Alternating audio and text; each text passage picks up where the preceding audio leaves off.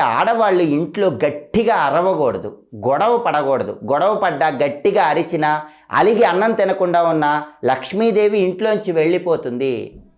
కాబట్టి ఆడవాళ్ళు ఎప్పుడు అలిగి అన్నం తినకుండా ఉండకూడదు. పువ్వుల్ని నిర్లక్ష్యం చేయకూడదు. చిల్లర నాణాలని నిర్లక్ష్యం చేయకూడదు. ఇంట్లో పండ్లు కుళ్ళిపోకుండా చూసుకోవాలి. ఇంట్లో పండ్లు కుళ్ళిపోతే కూడా లక్ష్మీ కటాక్షం అనేది తగ్గిపోతుంది. కాబట్టి ఆడవాళ్ళు ఈ ప్రత్యేకమైన నియమాలు పాటిస్తే కనుక లక్ష్మీ కటాక్షం విశేషంగా కలుగుతుంది. అలాగే ఎవరికీ తెలియకుండా ఆడవాళ్ళు రాత్రిపూట రహస్యంగా దొడ్డుప్పు పొట్లంలో కట్టి ఎవరికీ తెలియని చోట ఉంచండి.